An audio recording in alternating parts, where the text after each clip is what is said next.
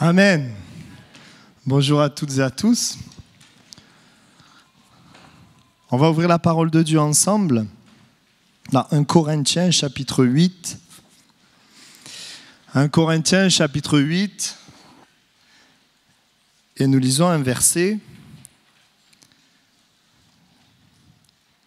Le verset 2.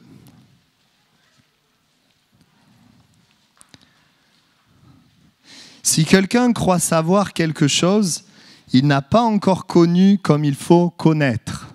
Amen. Si quelqu'un croit savoir quelque chose, il n'a pas encore connu comme il faut connaître. Peut-être que ce soir, tu penses connaître Dieu. Et je ne sais pas si ta connaissance de Dieu reflète ce qu'il est vraiment. Parfois, on nous fait connaître des choses et on a une certaine idée. On se dit, parfois des personnes vont nous faire connaître, on se dit, ça va être super, et puis quand on le découvre, on se rend compte, c'est pas terrible. Ou le contraire, on nous fait connaître quelque chose, on se dit, c'est pas terrible, et puis quand on y va, on dit, mais c'est merveilleux. Imaginez si quelqu'un venait voir une personne et lui dit, voilà, eh bien, il y a une personne qui est belle, qui est gentille, qui est merveilleuse, qui est patiente, qui est douce. Voilà, tout cela, et elle va venir vers toi. Et donc elle apprend ça, elle dit, mais c'est merveilleux, je veux me marier. Donc, c'est parfait. Je vais pouvoir prévoir la date du mariage, et tout ira bien. Personne ne ferait ça. On ne ferait jamais cela. Qu'est-ce qu'on ferait? On essaierait d'abord de connaître la personne. Si on me fait connaître quelqu'un qui est belle, qui est gentille, qui est merveilleuse, qui est patiente, qui est douce, etc., je vais la rencontrer. Je la rencontre. Déjà, elle m'avait dit qu'elle était belle. C'est pas tout à fait ce que j'avais pensé. Donc, entre ce qu'on me fait connaître et ce que je vois, tiens, il y a une différence. Et puis, alors, elle me parle et elle me dit, voilà, je suis belle, je suis gentille, je suis douce, je suis patiente, il n'y a plus qu'à rajouter, je suis humble. Alors, est-ce qu'il va dire, écoute, on se marie alors, puisque tu es belle, gentille, patiente, douce, c'est exactement ce que je veux? Non! Il l'a rencontrée personnellement, mais maintenant, il va falloir que ça se vérifie dans les actes. Il va falloir la connaître, voir si ce qu'elle dit reflète ce qu'elle est réellement. Amen.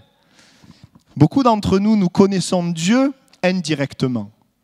Peut-être qu'on t'a parlé de Dieu. Et quand je vais dans la rue, que je parle de Dieu, les gens disent « Dieu, oui, je connais telle religion, telle religion. » Ils ont une image de Dieu qui ne reflète pas en réalité qui est Dieu.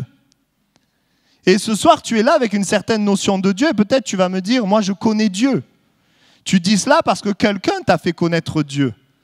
Mais j'aimerais que tu saches ceci, la personne qui t'a fait connaître Dieu ne peut t'apporter que ce qu'elle a connu, ce qu'elle a pu découvrir de Dieu. J'avais aussi cette image, imaginez... Je voulais prendre des personnes. Est-ce qu'il y a, tiens, on va le faire, allez. Est-ce qu'il y a un couple là? Est-ce qu'il y a un couple volontaire? Max, vas-y, viens, avec Michel, viens. Ok. Et Jeanne, viens. En illustrant, ça va nous aider à comprendre. Allez-y, montez.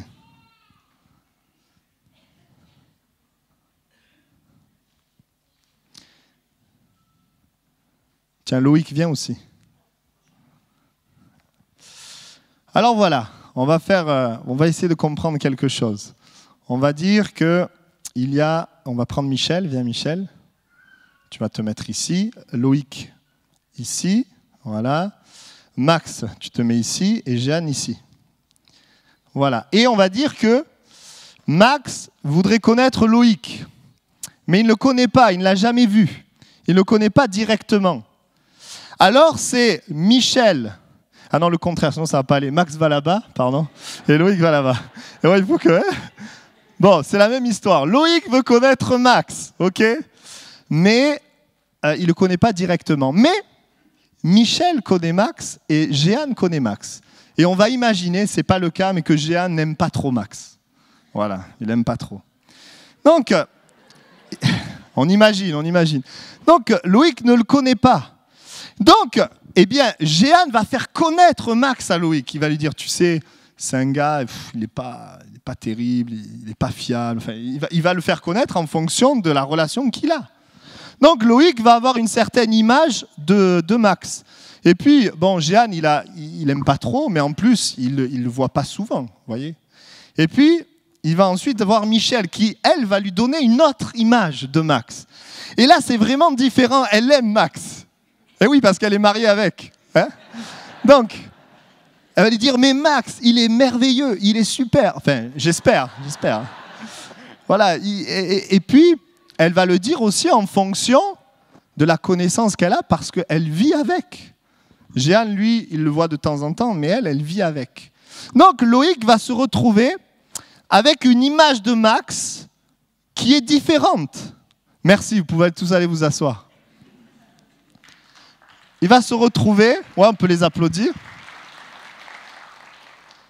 Il va se retrouver avec une image qui est différente, qui ne reflète pas la vérité. Et plusieurs d'entre nous, nous connaissons Dieu au travers de différentes choses. Et nous allons voir ce soir que tu peux connaître Dieu au travers de la religion ou connaître Dieu au travers de Jésus. Et nous allons voir, la Bible dit que personne n'a vu Dieu, mais c'est le Fils de Dieu qui l'a fait connaître. C'est Jésus-Christ qui fait connaître Dieu.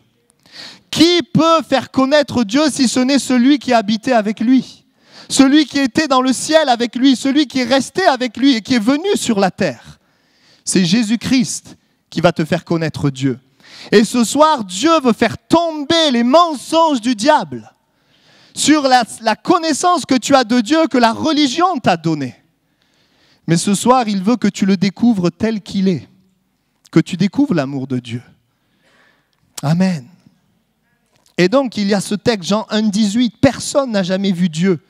Le Fils unique de Dieu qui est dans le sein du Père est celui qui l'a fait connaître. » Et nous voyons que quand Jésus vient sur la terre, il va faire connaître le Père. Jésus vient sur la terre pour deux choses. Il vient sur la terre pour sauver les hommes et faire connaître Dieu. Et quand Jésus vient sur la terre pour faire connaître Dieu, nous nous rendons compte qu'il y a aussi d'autres personnes qui font connaître Dieu. Il y a ce qu'on appelle les religieux, les pharisiens, les sadducéens. Les pharisiens, c'était des hommes qui s'étaient mis à part pour Dieu, séparés du monde. Et eux aussi faisaient connaître Dieu. Mais il est étonnant de voir que entre les pharisiens et Jésus, on a l'impression que ce n'est pas le même Dieu. Et ce n'est pas une impression, c'est que réellement, eh bien, ils croient tous les deux, mais ce n'est pas le même Dieu.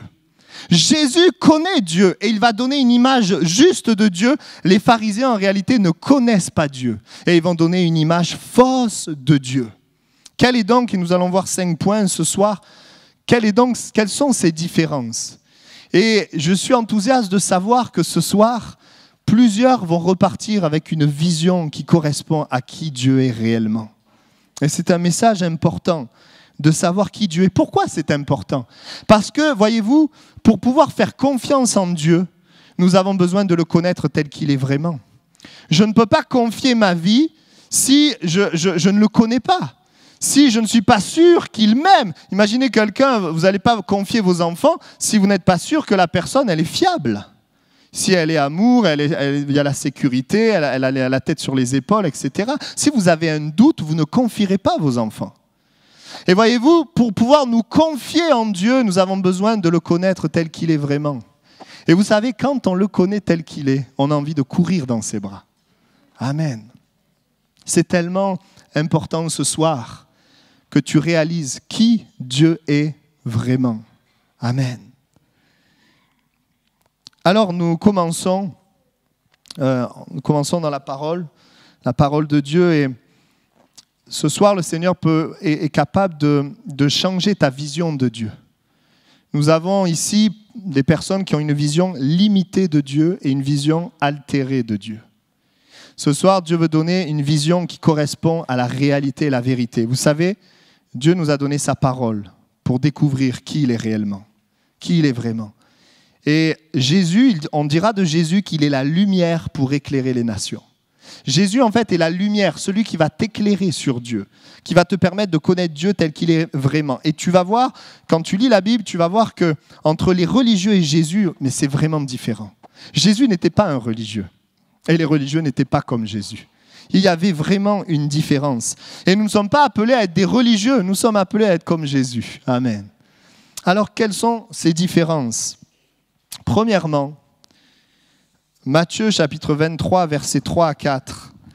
Il nous est donc parlé, à chaque fois on verra ce qu'il est dit des religieux, comment ils présentent Dieu et ce qui est dit de Jésus, comment ils présentent Dieu aussi.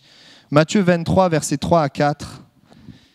Il est dit ceci: « Faites donc et observez tout ce qu'ils vous disent, mais n'agissez pas selon leurs œuvres, car ils disent et ne font pas. Ils lient des fardeaux pesants et les mettent sur les épaules des hommes, mais ils ne veulent pas les remuer du doigt. » Jésus va parler des religieux. Et il va dire ceci: les religieux, ils mettent des fardeaux pesants sur les hommes. Ce sont des gens qui croient en Dieu, qui aiment Dieu, mais ils vont mettre des fardeaux pesants. Pourquoi ? Les religieux savent que Dieu est saint, que Dieu est pur, sans péché, mais ils vont mettre un fardeau, ils vont amener comme une condamnation sur la vie des gens. Il y avait...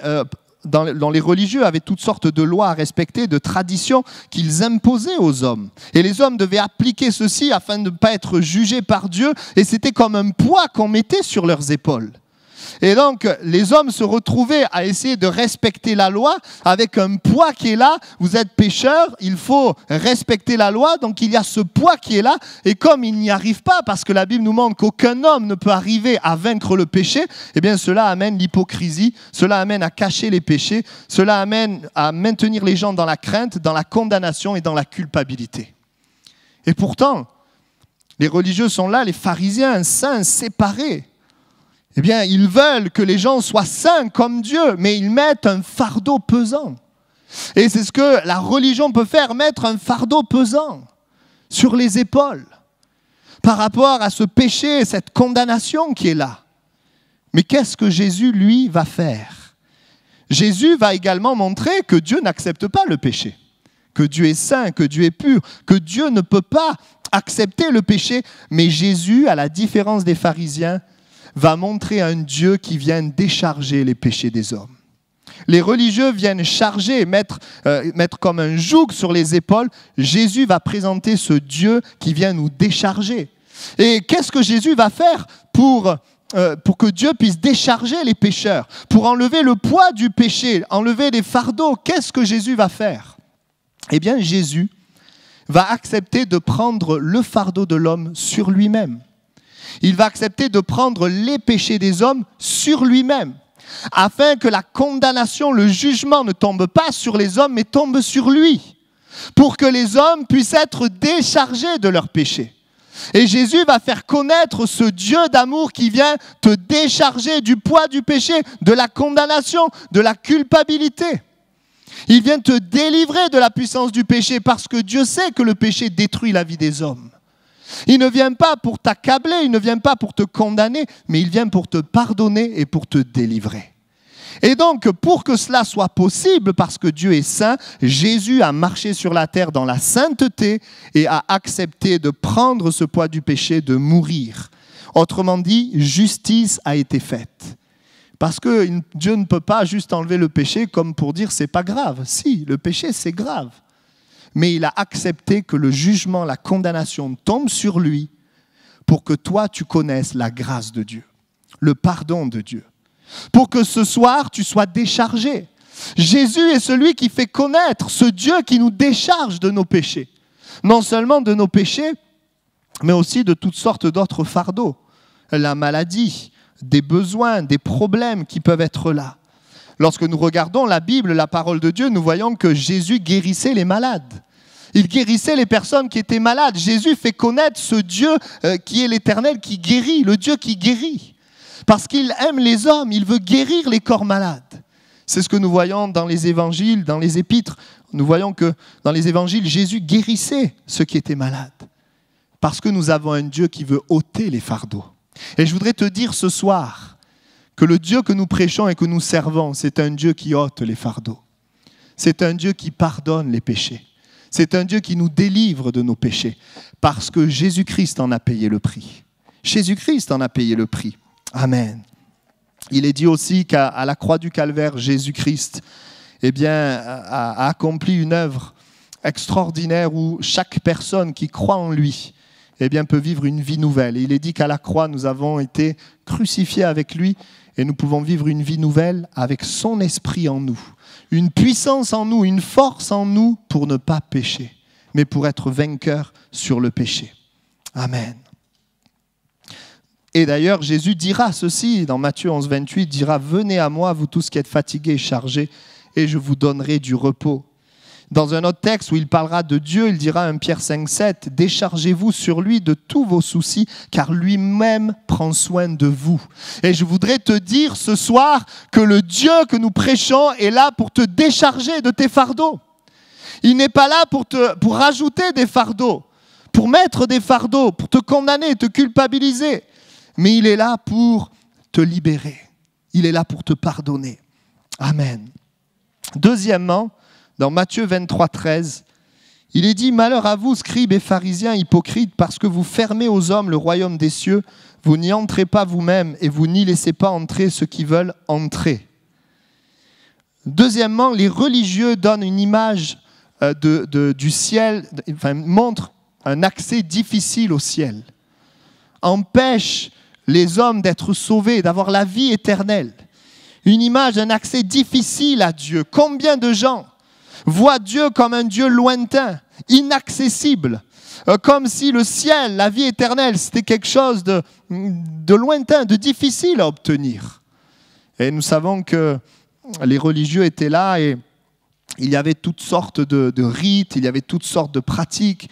La Bible dit qu'ils faisaient aussi de longues prières. Alors vous imaginez ceux qui entendaient les longues prières, qui pouvaient se dire « Oh là là, il prie bien, mais moi je ne sais pas prier comme ça. » Alors comme je ne sais pas prier comme ça, Dieu certainement est loin de moi.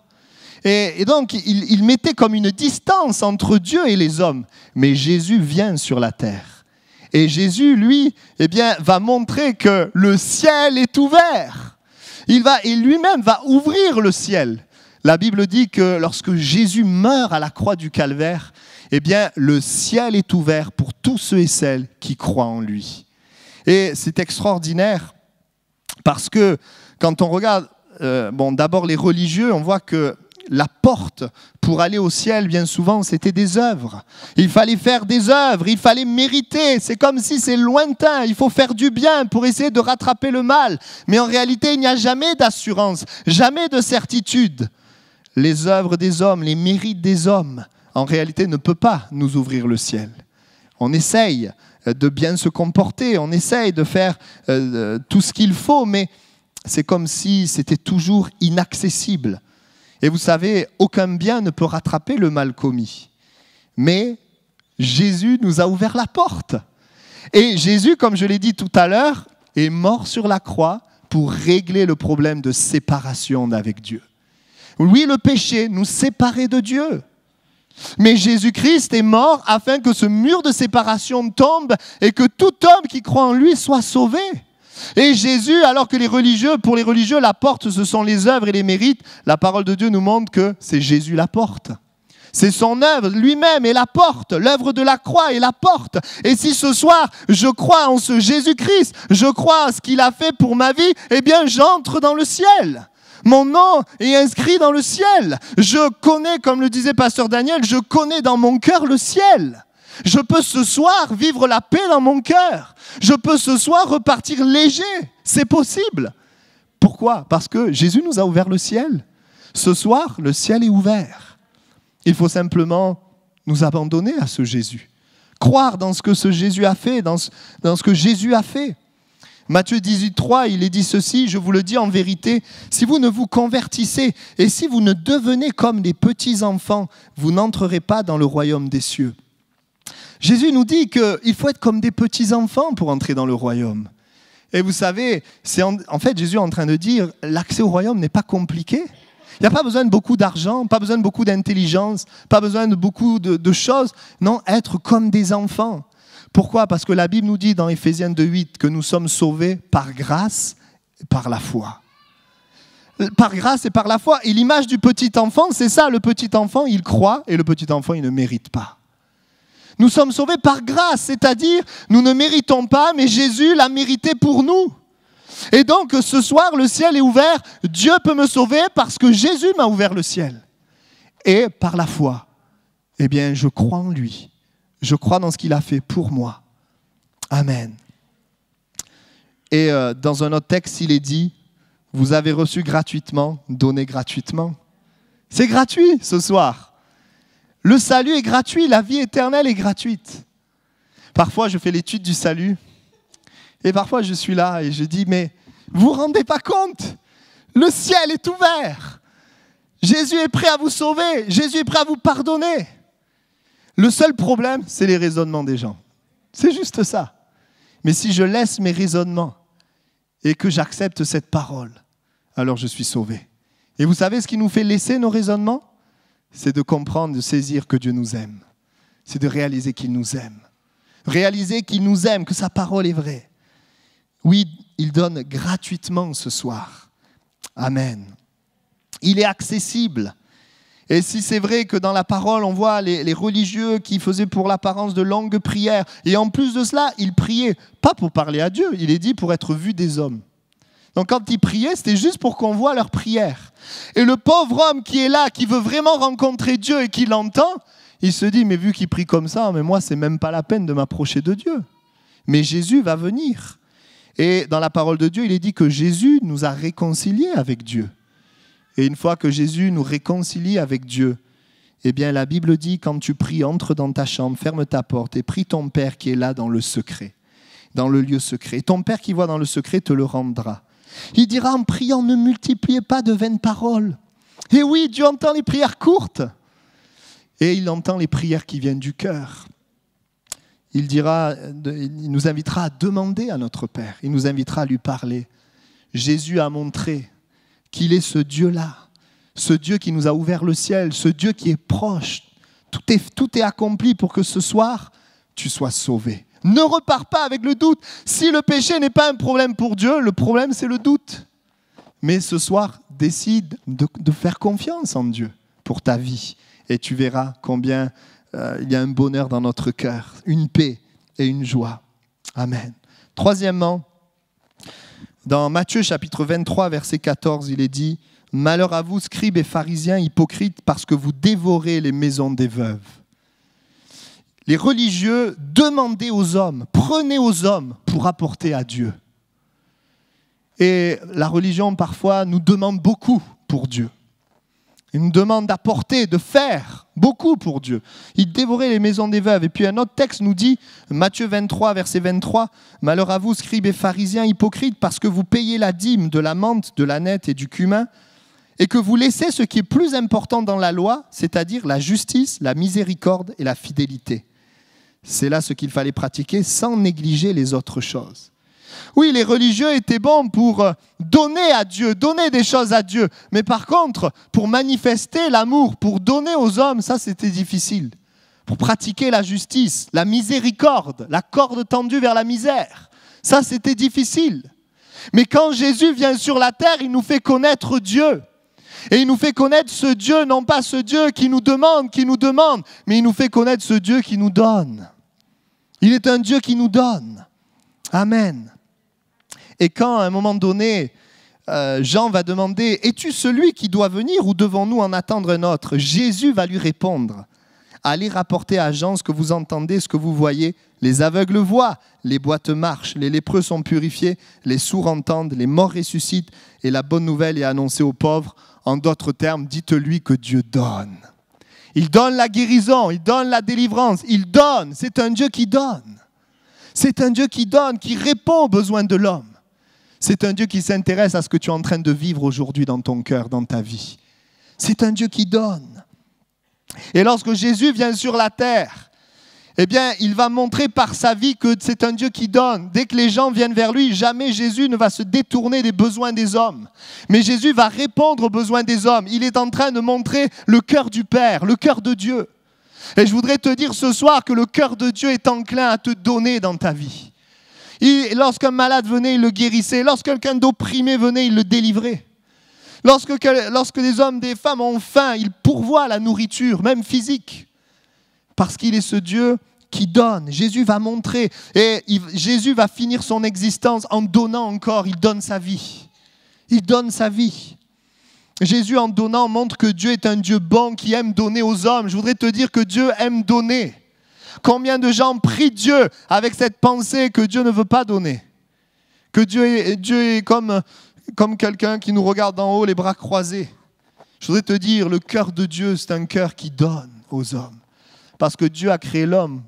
Il l'a créé pour qu'il soit heureux, qu'il soit en contact avec lui. Et nous voyons dès la création que Dieu va donner à l'homme. Et si c'est vrai, Satan vole, Dieu donne. Et ce soir, je voudrais te dire que Dieu a des choses à te donner.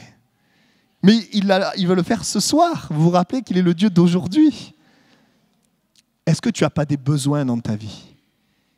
Dieu donne, c'est son cœur. Et Jésus va nous le faire connaître. Amen. Vous savez, pourquoi Jésus donne sa vie? Il donne sa vie pour que Dieu donne la vie éternelle. Jésus donne sa vie pour que Dieu nous donne la vie éternelle.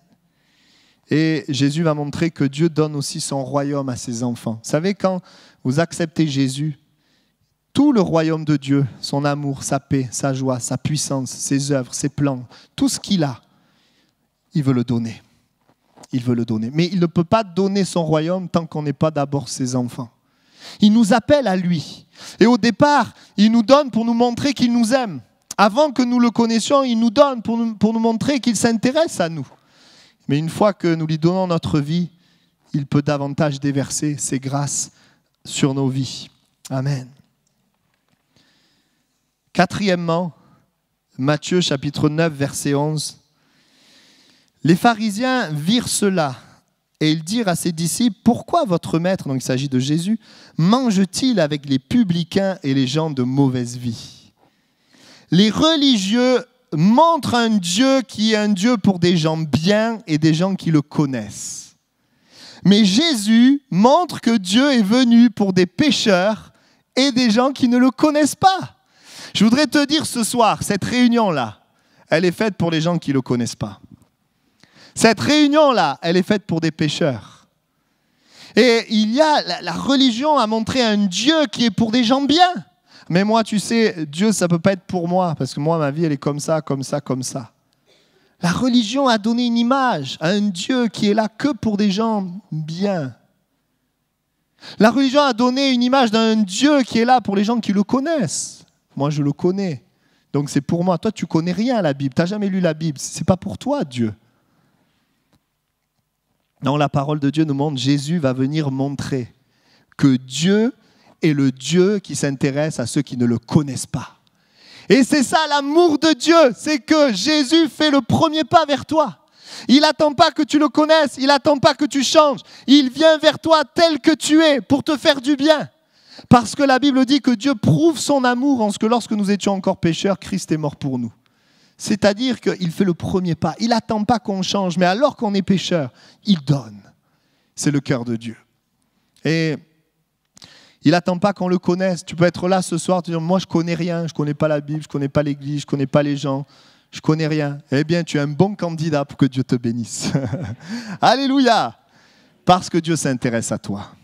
Vous savez, mon cœur saute de joie, pas quand j'ai des gens qu'on connaît devant. Mon cœur saute de joie quand c'est des gens qui ne le connaissent pas. Ils viennent devant et dire, j'ai besoin de toi, Seigneur. Mon cœur saute de joie parce que je sais que Dieu veut déverser sa grâce et son amour. Amen. Il va le faire ce soir. Vous êtes déjà allé dans un endroit où tout le monde se connaît et puis toi, tu ne connais personne? Ils se parlent tous entre eux et puis toi, tu es tout seul. Ça fait bizarre, hein? Mais si Jésus était là, il viendrait vers toi. Et ce soir, Jésus est là, il vient vers toi. Des fois, on peut être là, on se dit, on a l'impression qu'on n'est pas à notre place, mais tu es à ta place. Et alors que la présence de Dieu est là, elle vient de toucher ton cœur. Combien j'ai entendu des gens dire, je venais ici, puis j'ai réalisé, c'est comme si j'étais à la maison, c'est comme si c'était là où je devais être. Oui, nous avons été créés pour être en contact avec lui. Il est merveilleux. Amen. Les religieux vont dire à Jésus, mais si cet homme était prophète, il saurait de quelle espèce est la femme qui le touche, que c'est une pécheresse. Je voudrais te dire, Jésus s'est laissé toucher par des pécheurs. Et ce soir, tu es peut-être pécheur, pécheresse, mais Jésus va se laisser toucher par toi. Et il va te bénir, parce qu'il est venu pour toi. Il est venu pour toi.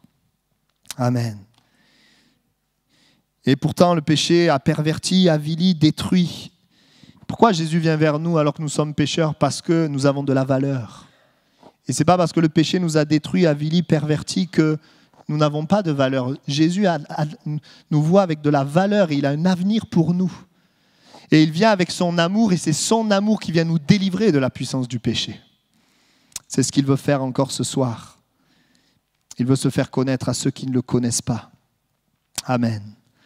Et puis le dernier point que nous allons voir, dans Matthieu chapitre 23, versets 2 et 3, il est dit « Les scribes et les pharisiens sont assis dans la chaire de Moïse. Faites donc et observez tout ce qu'ils vous disent, mais n'agissez pas selon leurs œuvres, car ils disent et ne font pas. » Voilà un texte qu'on a déjà lu. Mais là, je voudrais m'arrêter sur le fait que les religieux vont parler de Dieu, mais leur acte ne va pas correspondre à ce qu'ils vont dire. Comme de l'hypocrisie. Et il y a des personnes qui parlent de Dieu, qui font connaître Dieu, qui disent des choses, mais dans leur vie ne le font pas. Et cela va amener comme une révolte.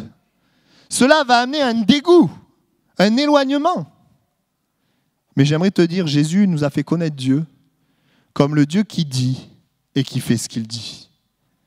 Il dit et il fait ce qu'il dit. Et nous voyons dans la parole de Dieu un homme qui s'appelait Nicodème, bien habitué à la parole, à la loi. Il connaissait tout cela, il savait. Et il connaissait la parole, etc. Il était chef, enseignant. Mais qu'est-ce qui va interpeller cet homme? Eh bien, ce qui va interpeller cet homme en voyant Jésus, c'est qu'il voit chez Jésus quelque chose de différent que les religieux n'ont pas. Il voit que Jésus fait des miracles. Il voit que Jésus agit. Il parle et il agit, ce qu'il ne voit pas chez ses amis religieux.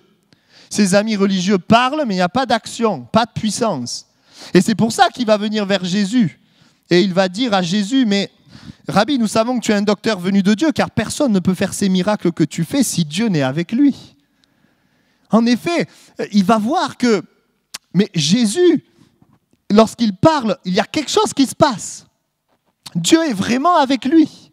Dieu agit réellement. Et ce que Jésus dit, il le fait. Si Jésus parle de l'amour, il manifeste l'amour. Si Jésus parle de la puissance, il manifeste la puissance. Et c'est ce qui fait que les gens étaient attirés. Amen. Et je prie qu'à l'église des Minimes, de plus en plus, nous vivions l'évangile. Nous voyons la gloire, nous puissions voir la gloire de Dieu. Amen. Jésus le dira. Il dira à un moment donné, allez et apprenez ce que signifie je prends plaisir à la miséricorde et non au sacrifice. Jésus dira, je prends plaisir à la miséricorde, à faire grâce. Et tout l'évangile sont des actions de Jésus. Et dans la parole, dans Jean 21, 25, il est dit que Jésus a fait beaucoup d'autres choses. Et si on les écrivait en détail, je ne pense pas que le monde même pût contenir les livres qu'on écrirait. Amen. Je vais m'arrêter là ce soir. Et je voudrais te dire ce soir que Jésus est celui qui te fait connaître vraiment Dieu. Non seulement tu peux connaître Dieu par Jésus-Christ, mais tu ne vas à Dieu que par Jésus-Christ. La Bible dit que Jésus est le chemin, la vérité, la vie, que nul ne vient à Dieu, au Père, que par lui. Et ce soir, tu décides de croire ce que la religion t'a dit sur Dieu, ou tu décides de croire ce que Jésus dit de Dieu. Mais je voudrais te dire ce soir que si tu décides de croire Jésus, alors ce que tu crois va devenir une réalité. Alors le royaume de Dieu va se manifester dans ton cœur et dans ta vie. Le Seigneur voudrait ce soir libérer, délivrer de faux raisonnements, parfois des déceptions, des choses, de la religion, des choses qui nous ont marqués, et nous amener vers Jésus, qui nous donne l'accès à Dieu.